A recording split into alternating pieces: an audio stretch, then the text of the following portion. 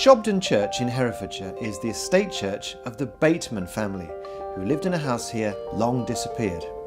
The 12th century church was rebuilt by Richard and John Bateman from 1753. They made an eye-catcher from the fine sculpture. The new church was built in a different style, Strawberry Hill Gothic. Uniquely, it survives intact. Without the World Monument Fund, I think this church would probably be closed today.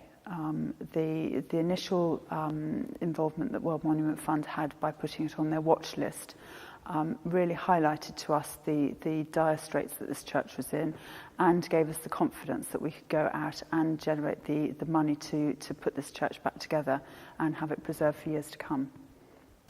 So what are the responsibilities of looking after a building like this in a small community? There are numerous responsibilities, not just the physical responsibilities of keeping the building maintained and the grounds maintained and in good fettle for years to come, but also keeping it there for the current people who live in the village and the parish, and for their families in years to come, and for new people who come into the area, and also for people who visit this area. I mean, Herefordshire itself is becoming more appealing to visitors and tourists, and Shobdon Church is a classic building to come and have a look at.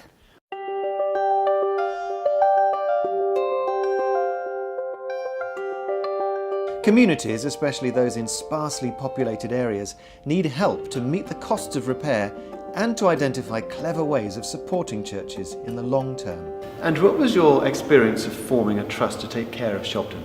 We used to have something called the fundraising committee, which was a branch of the church council, and we used to meet regularly, and we did a lot of talking, and we raised almost nothing.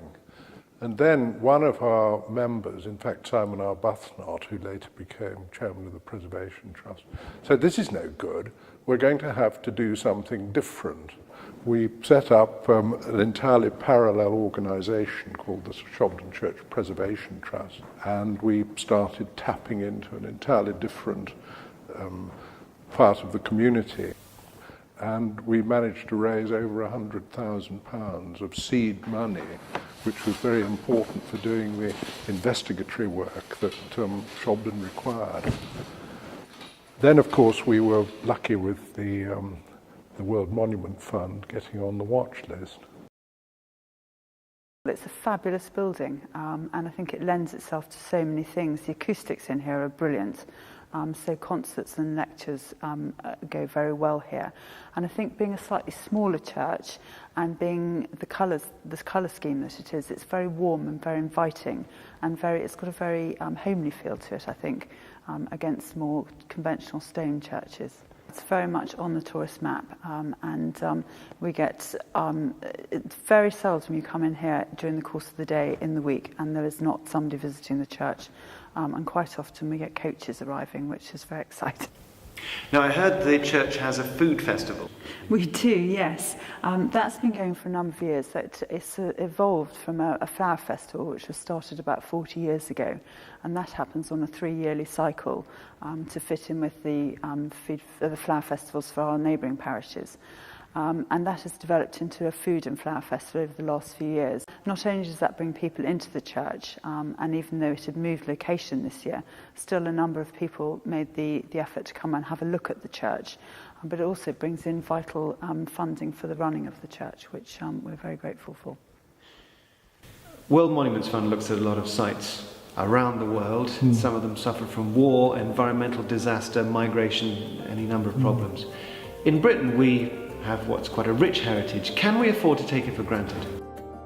Absolutely not. I think that this is the unquantifiable benefit to tourism, to the culture of the country, to the education of our young people. We are spoilt for the quantity of heritage that we've inherited, and my goodness, if we don't look after it, somebody's going to regret it terribly in 50 years' time.